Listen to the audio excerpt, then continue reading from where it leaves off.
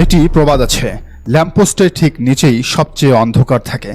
বাংলাদেশের রাজপথ যখন লাখো শ্রমিকের চোখের জলে ভেজে, বিমানবন্দরের মেঝেতে যখন পড়ে থাকে হাজার হাজার গৃহহীন, ঋণে জর্জরিত প্রবাসীর শেষ আশা, আর যখন আমরা ভাবি দুর্নীতি দিন শেষ, সিন্ডিকেটের দেয়াল গুড়িয়ে গেছে, ঠিক তখনই পর্দার আড়াল থেকে নেমে আসে এক ভয়ঙ্কর সত্য, যে সত্য এর আগে উন্মোচিত করেছিলেন জামায়াত আমির ডাক্তার শফিকুর রহমান। সে সময়ই নামটি প্রকাশ করেছিলেন তিনি। তবে এই সত্যের পর্দায় আজ নতুন করে হাটে হাড়ি ভেঙে উন্মোচন করেছেন জুলাই আন্দোলনের অন্যতম মুখ হাসনাত আবদুল্লাহ। হাসনাত আবদুল্লাহ সাম্প্রতিক এক বিস্ফোরক বার্তা তোলপাড় সৃষ্টি করেছে পুরো রাজনৈতিক অঙ্গনে। ফেসবুকের দেওয়ালে তিনি যে সত্যের সন্ধান দিয়েছেন তা শুনলে চমকে উঠবেন দেশবাসী, থমকে যাবে রেমিটেন্স যোদ্ধাদের হৃদয়। হাসনাত লিখেছেন, মালয়েশিয়ার মানব পাচার ও শ্রমবাজারের সেই আলোচিত ভয়ঙ্কর খলনায়ক আমিন নূরের সাথে প্রধানমন্ত্রী তারেক রহমানের এক গোপন বৈঠক অনুষ্ঠিত হয়েছে। এবং আরও বড় বিষয় হলো, এই খবরের সত্যতা বাংলাদেশি অনেক গণমাধ্যম রহস্যজনকভাবে ডিলিট বা মুছে দিলেও বিশ্ববিখ্যাত আন্তর্জাতিক সংবাদ মাধ্যম ব্লুমবার্গ এখনও তাদের পাতায় সেই রিপোর্টের নথি ধরে রেখেছে। প্রশ্ন উঠেছে, কেন এই গোপন বৈঠক? কেন আবার সেই পুরনো সিন্ডিকেটের পকেট ভারী করার পথ সুগম করা হলো? আর সবচেয়ে বড় কথা, তবে কি আবারও মালয়েশিয়ার শ্রমবাজারে এক একজন নিরীহ শ্রমিকের রক্ত জল করা উপার্জনের উপর বসতে যাচ্ছে 8 থেকে 10 লাখ টাকার দেনার বোঝা? আজকের এই বিশেষ প্রতিবেদনে আমরা খুলব সেই সিন্ডিকেটের প্রতিটি বিষাক্ত পাতা। গল্পটা আজকের নয়। মালয়েশিয়ার শ্রমবাজার মানেই হাজার হাজার কোটি টাকার খেলা। আর এই খেলার অন্যতম মূল হোতা হিসেবে দীর্ঘদিন ধরে দুটি নাম ঘুরে ফিরে এসেছে, এক মালয়েশিয়ান নাগরিক আমিন নূর এবং তার বাংলাদেশি অংশীদার রুহুল আমিন স্বপন। আমিন নূর, যাকে নিয়ে বাংলাদেশ ও মালয়েশিয়ার গণমাধ্যমে প্রকাশিত হয়েছে শত শত অনুসন্ধানী প্রতিবেদন। 2021 সালের সেই কুখ্যাত সিন্ডিকেটের কথা কি আপনাদের মনে আছে? সে সময় কর্মী প্রতি মালয়েশিয়া যাওয়ার খরচ সরকার নির্ধারণ করে দিলেও আমিন নূর ও স্বপন সিন্ডিকেটের কারণে একজন সাধারণ শ্রমিককে জমি জমা বেচে গুনতে হয়েছিল 5.5 লাখ টাকা পর্যন্ত। অবৈধ বাণিজ্য এবং আন্তর্জাতিক মানব পাচারের অভিযোগে আমিন নূর একাধিকবার মালয়েশিয়ায় গ্রেফতার হয়েছিলেন। কিন্তু ক্ষমতার পালাবদল হলেও এই আন্তর্জাতিক মাফিয়াদের ক্ষমতার শিকড় কতটা গভীরে তা বোঝা যায় আজকের দিনটিতে এসে।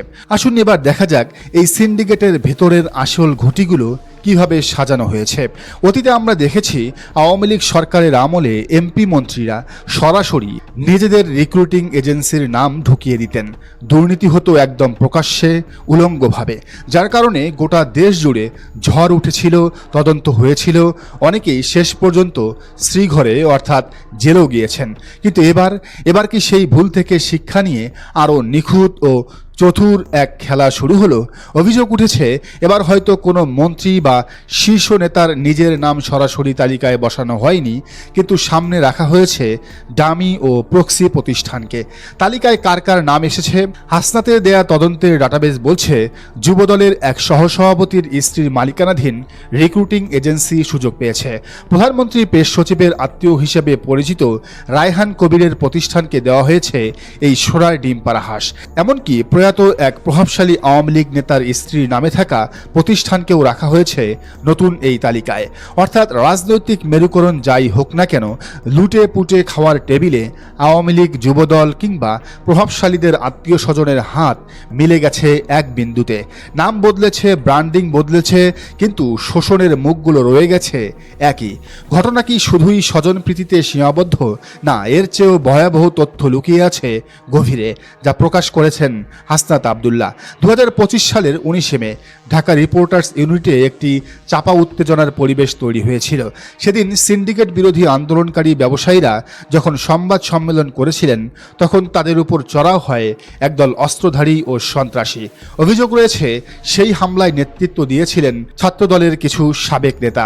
আজ দেখা যাচ্ছে সেই হামলায় অভিযুক্ত ব্যক্তিদের সাথে সংশ্লিষ্ট 3টি এজেন্সিকেই মালয়েশিয়ায় লোক পাঠানোর কাজ দেওয়া হয়েছে। প্রতিষ্ঠানগুলোর নাম ম্যানগ্রোভ, চাঁদপুর এবং স্মার্ট। বাংলাদেশে বৈধ রিক্রুটিং এজেন্সির সংখ্যা 2100-এর বেশি। এই খাতের সুপরিচিত, প্রতিষ্ঠিত এবং সুনামধন্য স্বনামধন্য অন্তত 50 থেকে 100টি এজেন্সির নাম যে কোনো ব্যবসায়ী চোখ বন্ধ করে বলে দিতে পারবেন, অথচ তাদের সবাইকে একপাশে সরিয়ে রেখে বেছে নেওয়া হয়েছে এমন সব অখ্যাত, অদক্ষ আর বিতর্কিত প্রতিষ্ঠানকে যাদের নাম এই খাতের সাধারণ ব্যবসায়ীরাও কোনোদিন শোনেননি। কোন যোগ্যতায় নির্বাচিত হলো এরা? কি ছিল এদের অভিজ্ঞতা, নাকি কেবল রাজনৈতিক আশীর্বাদ আর প্রক্সি হিসেবে ব্যবহার হওয়াই ছিল এদের একমাত্র যোগ্যতা? Bangladesh association of international recruiting agency অর্থাৎ বায়রার সাধারণ সদস্যরা গত 19 আগস্ট এক জরুরি সংবাদ সম্মেলনে এক মারাত্মক তথ্য প্রকাশ করেছেন। তারা হিসাব করে দেখিয়েছেন, আগেরবার একটি রিক্রুটিং এজেন্সিকে সিন্ডিকেটে ঢোকাতে যে প্রবেশ মূল্য বা ঘুষ দিতে হতো প্রায় 5 কোটি টাকা, এবার সেই দরদাম লাফিয়ে দাঁড়িয়েছে 17.5 কোটি টাকায়। চিন্তা করতে পারেন, একটি এজেন্সিকে সিন্ডিকেটে ঢুকতে যদি দিতে হয় 17 কোটি 50 লাখ টাকা, তবে সেই টাকা তারা তুলবে কার পকেট থেকে? কোনো নেতার পকেট থেকে? কোনো আমলার অ্যাকাউন্ট থেকে? না, এই 17 কোটি টাকার বোঝা শেষ পর্যন্ত গিয়ে চাপবে আমাদের গ্রামের সেই হতদরিদ্র কিশোরটির কাঁধে, যে নিজের পৈতৃক ভিটেমাটি বন্ধ রেখে মায়ের হাতের শেষ চুরিটি বিক্রি করে প্রবাসে যাওয়ার স্বপ্ন দেখছে। বাইরার আশঙ্কা, সিন্ডিকেটের এই অমানবিক চাঁদাবাজির কারণে এবার কর্মী প্রতি খরচ দাঁড়াবে 8 থেকে 10 লাখ টাকা, যেটা এতদিন ছিল 4 থেকে 5 লাখ টাকা। যেখানে একজন শ্রমিক মালয়েশিয়ায় গিয়ে মাসে 30 থেকে 40 হাজার টাকা আয় করতে হিমশিম খান, সেখানে 10 লাখ টাকা তুলে কুলিয়ে উঠতে তার জীবন থেকে 3 থেকে 4 বছর চলে যাবে। এজন্য সরাসরি দাসপ্রথার এক আধুনিক ডিজিটাল সংস্করণ। তাহলে আজ আবার যখন সেই একই স্টাইলে মাত্র 25টি এজেন্সির হাতে পুরো শ্রমবাজারকে তুলে দেওয়া হচ্ছে, তখন কার স্বার্থ রক্ষা করা হচ্ছে? কেন দেশের 2100 এজেন্সির জন্য মুক্ত বাজার উন্মুক্ত করা হলো না? কেন আবার সেই সীমিত 25টি এজেন্সির কাছেই গোটা জাতিকে জিম্মি করা হলো? আমরা ভেবেছিলাম অন্তর্বর্তীকালীন সরকার কিংবা নতুন রাজনৈতিক বন্দোবস্ত আমাদের এক নতুন ভোর উপহার দেবে, যেখানে কোনো মাফিয়া থাকবে না, কোনো সিন্ডিকেট থাকবে না, কোনো দালাল চক্র প্রবাসীদের রক্ত চুষে খাবে না। এমনকি একটা সময় এই সিন্ডিকেট ব্যবস্থা ঠেকানোর দাবিতেই শ্রমবাজার কিছুদিন বন্ধ রাখা হয়েছিল, কারণ কোনো রাষ্ট্র তার নাগরিকদের এভাবে কোনো মাফিয়া চক্রের হাতে তুলে দিতে পারে না। কিন্তু আজ হাসনাত আবদুল্লাহর সেই পোস্ট আজ আমাদের এক আয়নার সামনে দাঁড় করিয়ে দিয়েছে। আজ বলতে দ্বিধা নেই, সরকার তার শির দ্বারা সোজা রাখতে পারল না, রাষ্ট্র তার রেমিটেন্স যোদ্ধা, তার খেটে খাওয়া মানুষদের এই দালালতন্ত্র, সিন্ডিকেট আর ভাগবাটোয়ার রাজনীতির নোংরা থাপা থেকে মুক্তি দিতে পারল না। বাংলাদেশ আবার ফিরে গেল সেই অন্ধকার গুহায়, যেখানে প্রবাসীদের ঘাম আর রক্তের বিনিময়ে লেখা হয় কয়েকজন কোটিপতি বিলাসী জীবনযাপনের স্ক্রিপ্ট। এই প্রবাসী কল্যাণ মন্ত্রণালয়ের প্রতিমন্ত্রী নুরুল হক নূর, যার জীবনের পরিবর্তন হয়েছে, যিনি এখন হেলিকপ্টারে চলাফেরা করছেন, কিন্তু তার প্রবাসীরা এখনও সিন্ডিকেটের জাতাকলে বন্দী। দর্শক, পুরো বিষয়টিকে আপনি কিভাবে দেখছেন জানার মন্তব্যের ঘরে।